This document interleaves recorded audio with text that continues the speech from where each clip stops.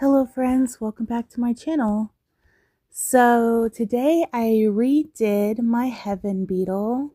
So y'all know I did a rough little sketch digitally back in October. And then I painted it for the art battle and I only had 20 minutes to paint it.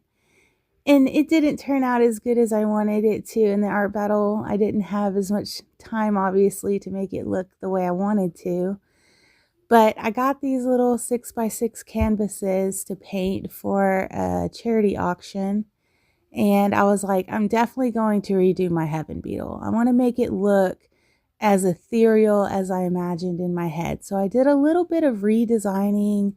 I kept the ornate shell pretty much the same, but I did add these little crystals jutting out of its head. I thought that would like aid in the ethereal look. And I added these tiny little star galaxies on its legs and some gold feathering on its legs as well. And yeah, I just started sketching. I had an original sketch that I did on a piece of paper, and I kind of redid the background where I added a lot of smaller pumpkins instead of one big pumpkin.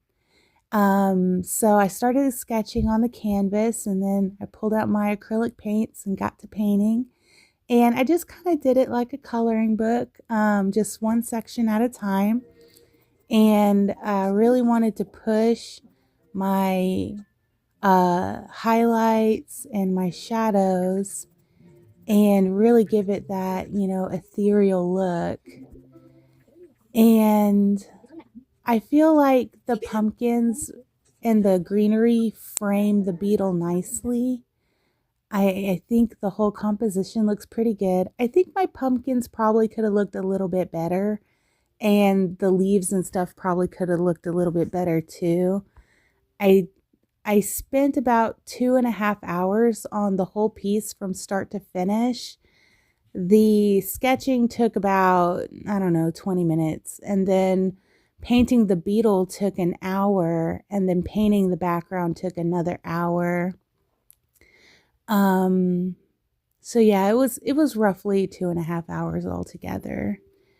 I probably could have spent a little more time on the background's details, but once I hit that halfway point, I was just kind of done, but I wanted to finish. So I just like forced myself to finish it.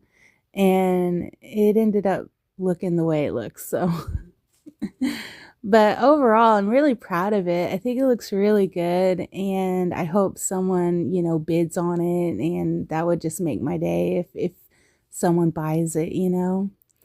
But it got me thinking about wanting to do a celestial bug series. I have quite a few canvases that I need to paint on.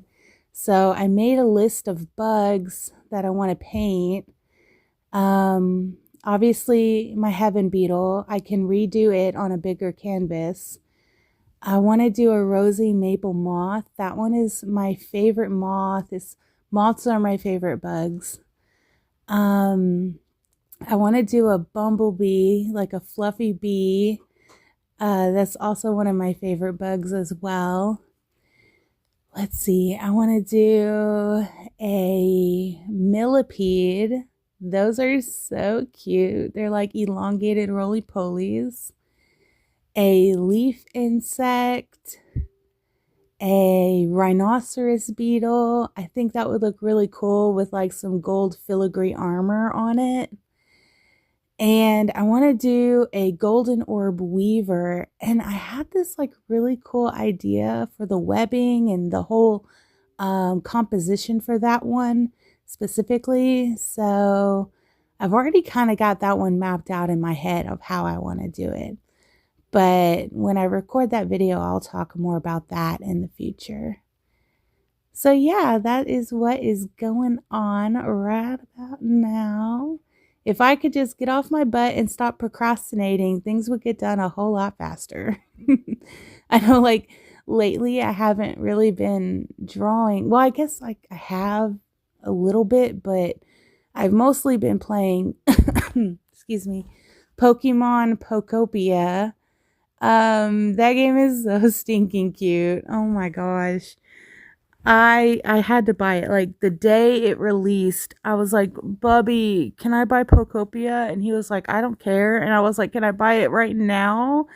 And he was like, sure, go ahead. And I was like, oh, thank you. And I got on the eShop and purchased it.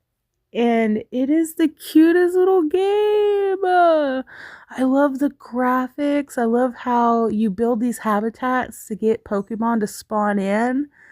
And a lot of people keep comparing it to Minecraft, but actually it's more comparable to Dragon Quest Builders 2, if anything. The way the Pokemon interact with you whenever you're building things and doing things and finding other Pokemon, and they all kind of gather around and cheer and they're all happy. The way you get materials and things like that, it's definitely more reminiscent of Dragon Quest Builders 2 more than any other game that I've seen.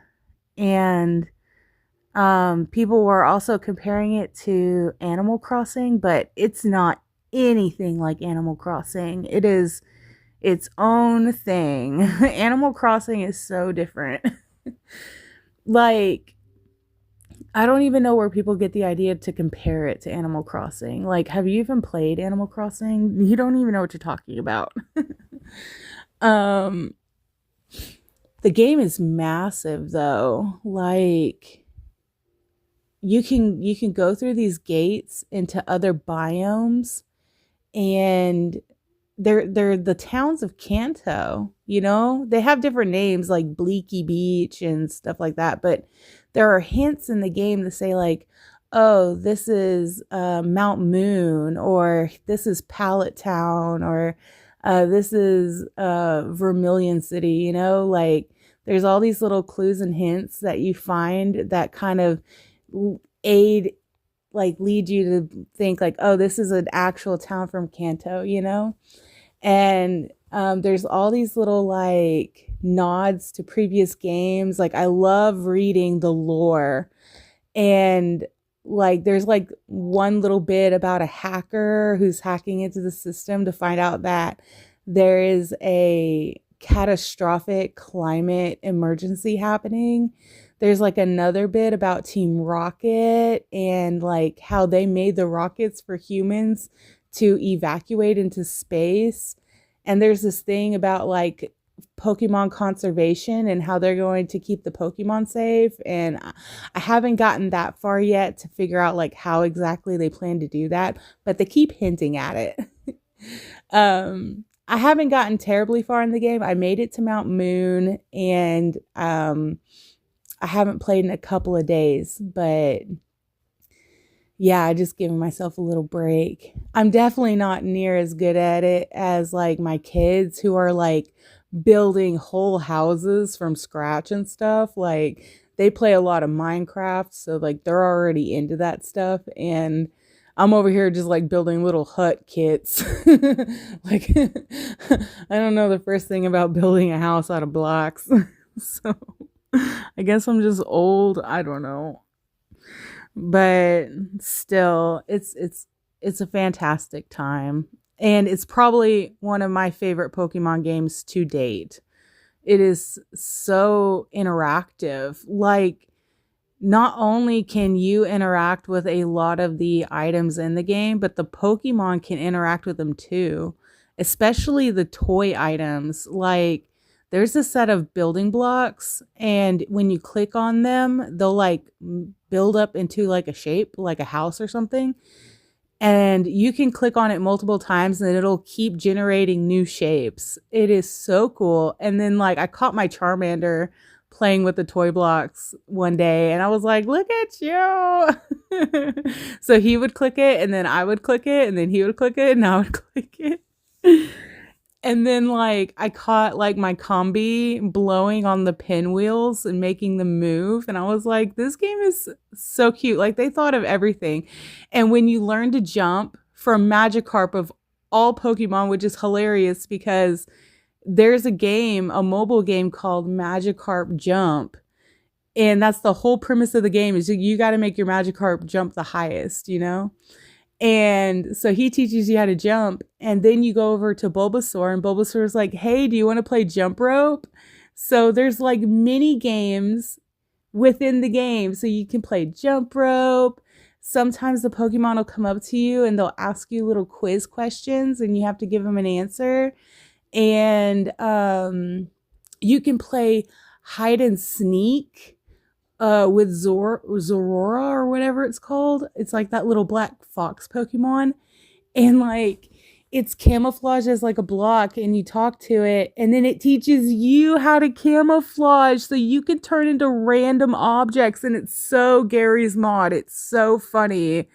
Like you could turn into like a lamppost or a tree or like some grass and you could just move around. And so you could play hide and sneak with them. And the goal is to like camouflage yourself and try to get to the Pokemon Center without being caught. And it is so funny. Like this game, I just can't believe all the little quirks it has. It's like the perfect cozy game. It's so good.